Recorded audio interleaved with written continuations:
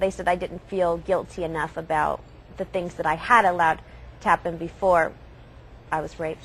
By the time the next week came around, and I couldn't believe what I had heard, and so I brought it up, which was a bad thing. You don't want to question anything that they've told you, or you know, have any thoughts about that. And so I brought it up, saying I couldn't believe that you read me this scripture saying that it was my fault. And they said, oh, well, that wasn't to minimize what happened to you, but we were just making the point that this is how things should be. It's totally contradicting themselves, you know, saying this wasn't minimizing what happened to you, but at the same time this was your responsibility to do this. And I don't know how much of that you've seen in the Watchtowers or how much that you know about, but as far as how they've changed that rule on the whole screaming thing several times. Well, I just talked to my mom just about a month or two ago about that very thing, because she always wants to say, this wasn't the society, Amy, these brothers made a mistake. You know, these are just imperfect men, and they're doing the best that they could, and they just made a bad choice.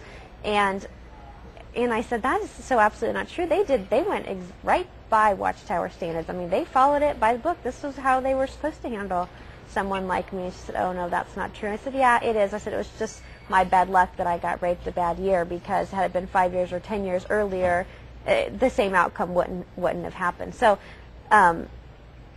it is. I mean, they've probably changed it about every 10 years or so, I'd say. It seems to me. Oh my gosh, it was more than at 17 I was equipped to handle at all.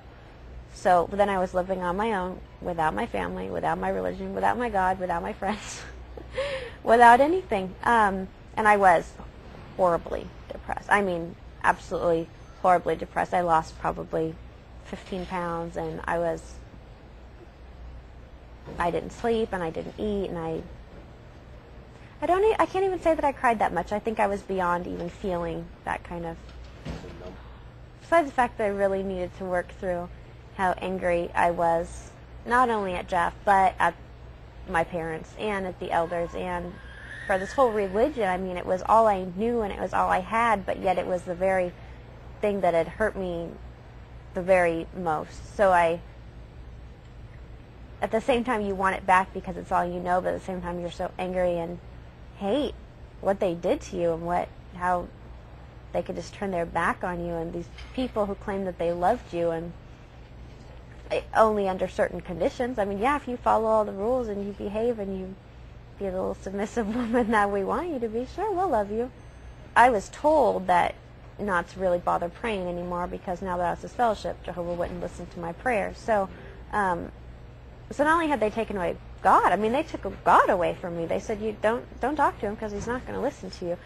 That to me was, I mean, they can take God away from you. I mean, nobody should ever be able to take that relationship away from you. And I went out to my car to clean it out, and I found this pamphlet, and I read it, and for the first time in my whole life, it was like literally like these witness goggles, like these blinds came off my, I saw clarity like I'd never seen it. It was a turning point. I'll never forget it for the rest of my life.